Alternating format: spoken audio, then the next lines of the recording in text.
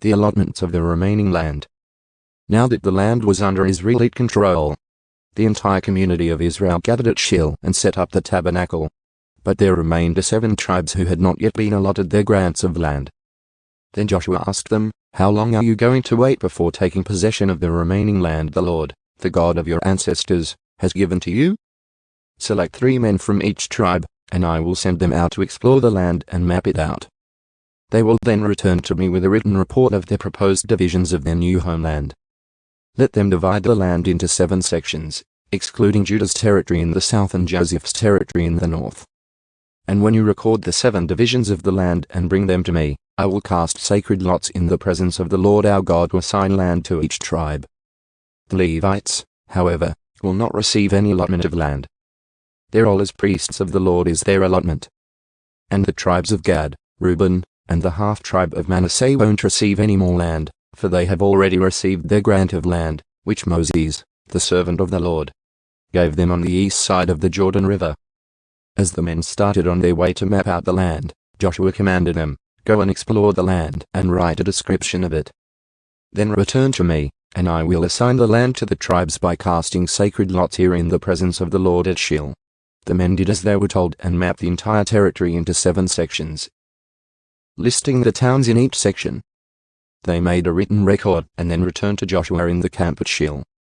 And there at Shiloh, Joshua cast sacred lots in the presence of the Lord to determine which tribe should have each section. The land given to Benjamin. The first allotment of land went to the clans of the tribe of Benjamin.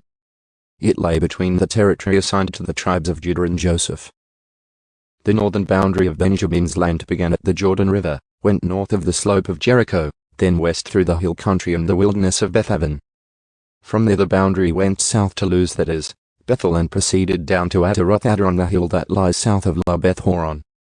The boundary then made a turn and swung south along the western edge of the hill facing Beth Horon, ending at the village of Kiriath Baal, that is, Kiriath Jearim, a town belonging to the tribe of Judah.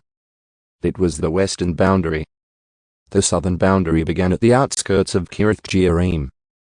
From that western point it ran to the spring at the waters of Nephtoah, and down to the base of the mountain beside the valley of Ben Hinnom, at the northern end of the valley of Rephaim. From there it went down the valley of Hinnom, crossing south of the slope where the Jebusites lived, and continued down to Enrogel. From Enrogel the boundary proceeded in a northerly direction and came to Unshemesh and on to Jeliloth, which is across from the slopes of Adamaim. Then it went down to the stone of Boan. Boan was Reuben's son. From there it passed along the north side of the slope overlooking the Jordan Valley. The border then went down into the valley, ran past the north slope of Beth Hogla, and ended at the north bay of the Dead Sea, which is the southern end of the Jordan River. It was the southern boundary. The eastern boundary was the Jordan River. These were the boundaries of the homeland allocated to the clans of the tribe of Benjamin. The towns given to Benjamin.